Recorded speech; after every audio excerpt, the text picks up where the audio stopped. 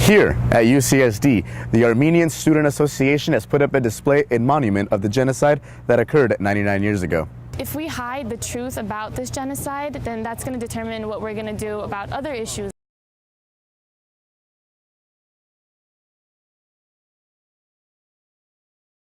Emergency, we're reporting the black SUV that flipped over, blocking lanes. It was 2:30 in the morning in June of 2012 when a car hit a van on the northbound 805 and the van spun out. Partially instinct, I knew, I had to get out and help. People needed help. Daniel Wagner saw the crash on the way to pick up his brother and pulled over. He sprinted to check on the first driver, who was all right, then sprinted to the family in the van. I open up the door and there's a woman there and she's extremely disoriented. I take her hand and I help her up. She's telling me her family's still inside the car. The 18-year-old with no medical training helped the mother out, then her badly injured husband, then their 13-year-old son. The freeway was dark, the disabled cars were still in lanes, and that's when it happened. I grab his hand, help him out, and as I'm asking if anybody else is in there, still kind of looking inside the car, a truck hits it. The impact was less than a foot from Wagner's face. It killed the boy's parents and left 2 more people badly injured. Seconds later, a motorcycle crashed into the wreckage. Still, Wagner stayed on the scene to help the surviving victims. On Wednesday, the district attorney's office named Daniel Wagner one of the Citizens of Courage. Now 20, he's a grocery checker by day and says that he was just doing what he felt was the right thing to do. It means a lot knowing out of all the cases that there are that people thought enough of me that I could receive this. I just want to say thank you. Mario Moran, San Diego 6 News. Effective immediately, I am banning Mr. Sterling for life. The NBA's new league commissioner, Adam Silver, only on the job for a few months, shows no tolerance for the behavior of LA Clippers owner Donald Sterling. I am also fining Mr. Sterling $2.5 million, the maximum amount allowed under the NBA Constitution.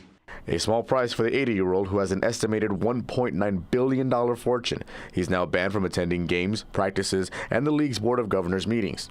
It's this controversial exchange between Sterling and his girlfriend released by TMZ Sports that prompted the NBA investigation. Yeah, it bothers me a lot that you want to broadcast that you're associating with black people. The commissioner said Sterling confirmed the recording was his voice. We stand together in condemning Mr. Sterling's views. The commissioner wants to force Sterling to sell the Clippers, a team he first bought in 1981 right here in San Diego. He moved them to LA where they made it to the second round of the playoffs just 3 times. They'll need a 3/4 vote from all NBA owners to authorize the sale. The commissioner is gaining much support for his no-nonsense response, even from California's Governor Jerry Brown. When words of that kind are uttered, given the history in America with relationship to African Americans, it's a horror, and the action has to be strong. What do you take? That's a question that many have been faced this week, as at least 10 fires have rocked San Diego County. We were evacuated. We went through our home, even though we were told to get out, with an iPad, trying to get video footage of everything that we have, because we just did a huge remodel in our kitchen and wanted to have documentation of what we've done. Just in case we did lose our home. A fire is something that can spark up at anywhere, at any time, and affect anyone. And fire insurance is the last thing you want to have on your mind when a natural disaster strikes. The hardest thing for someone who's had a total loss is to now reconstruct the record of what they lost. Kenneth Klein has become an expert in how to deal with picking up the pieces of your life after a fire. He started his journey after losing his home and everything he owned in the 2003 Cedar Fire in Scripps Ranch. And now he helps others deal with their loss. As he explains, the best thing you can do for yourself is make sure you are insured, as well as keep a thorough record of what you own. Think of it this way. If I asked you to simply list all the spices in your spice cabinet, or tell me how many hangers were in your closet, you probably couldn't do it, and that's just the start. Fortunately, Judy's home was left unharmed, but for others, the journey back home is just beginning. The home can be replaced, the memories can't. You have to keep the memories. Everyone's journey back home is unique and individual, but you will get back. one way or the other, Tabitha Lipkin, eventually you will get back home. San Diego 6 News. It's defying the odds that we were told that weren't going to happen. Jackie Dowling says she's thankful her husband, known as Iron Bill, was able to watch his son graduate as a Marine Friday. It's something they were unsure of just months ago. Iron Bill is a former Marine who became a captain with the Houston Fire Department. Last May, he led his crew to a fire at a motel. The blaze claimed the lives of 4 firefighters, injuring another 14. Iron Bill and his crew were pinned by burning debris when the roof collapsed. As a result, both of his legs were amputated, and he was in a coma for weeks. But knowing that it was Captain dying, it was very emotional.